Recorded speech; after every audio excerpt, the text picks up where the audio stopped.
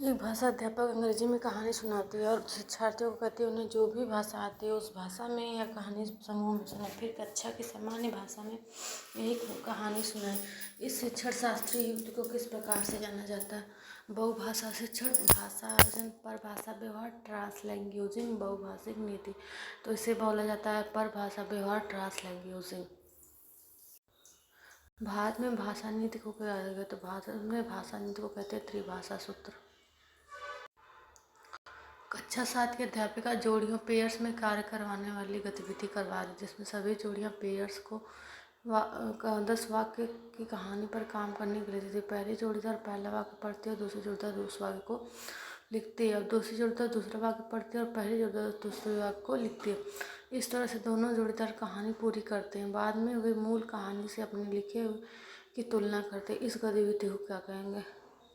तो इसे कहेंगे पारस्परिक श्रुत लेख। वह भाषा क्या है जिसका प्रयोग हम दिन प्रतिदिन के लिए आमने सामने की अंतःक्रिया के लिए करते हैं? तो वह भाषा हमारी बुनियादी अंतर्वैयक्तिक संप्रेषण कौशल, जिसे इंग्लिश बोलते हैं बिक्स।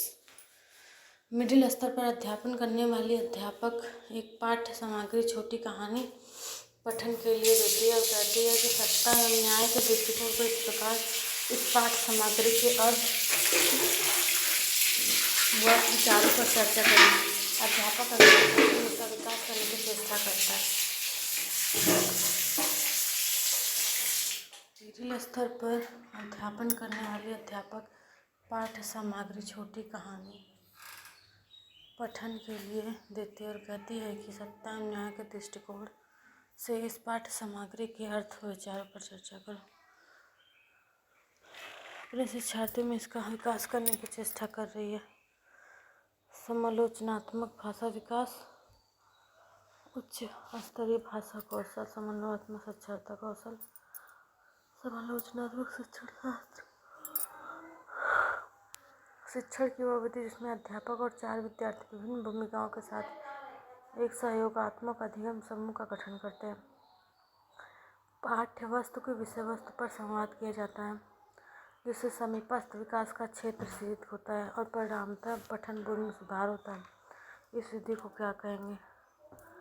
संरचनात्मक उपागम, मॉडल पठन, व्याकरणात्मक विधि, पारस्परिक शिक्षण। से बोलेंगे पारस्परिक शिक्षण।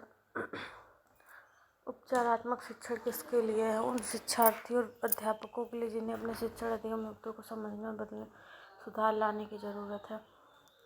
उन शिक्षार्थियों और अध्यापकों के लिए जो भाषा की परीक्षा में अधिक अंक लाना चाहते हैं। गलत है। उन विद्यार्थियों के लिए भाषा में कुछ आयामों पर ध्यान देने की जरूरत है। उन अध्यापकों जिन्हें भाषा सीखने वाले को उसको जगह जिन्हें अपने भाषा अधिगम को कुछ आयामों पर ध्यान देने की जरूरत है। राष्ट्रीय भाषा शिक्षा पर राष्ट्रीय शिक्षा नीति 2020 के संदर्भ में कौन सा कथन सही नहीं है? त्रिभाषा सूत्र के अंतर्गत भारतीय भाषाओं का अध्ययन, त्रिभाषा सूत्र के अंतर्गत भाषा के रूप में अंग्रेजी भाषा का अध्ययन, त्रिभाषा सूत्र के अंतर्गत शास्त्रीय भाषा का अध्ययन, त्रिभाषा सूत्र के अंतर्गत मातृभाषा का अध्ययन।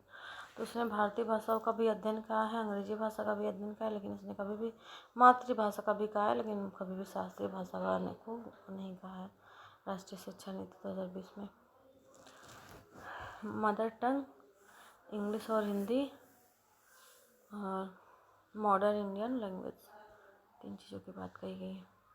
कोझिकोड के एक विशेष समुदाय में बोली जा रही मलयालम इसी स्थान में दूसरे के द्वारा बोली जा रही मलयालम में थोड़ी सी भिन्न है। विशेष समुदाय द्वारा बोली जा रही मलयालम किस रूप में जाना जाए? मलयालम की सामाजिक बोली, ये 2 भिन्न भाषाएं, मलयालम के 2 प्रकार, मलयालम की क्षेत्रीय बोली। तो यह है मलयालम की क्षेत्रीय बोली।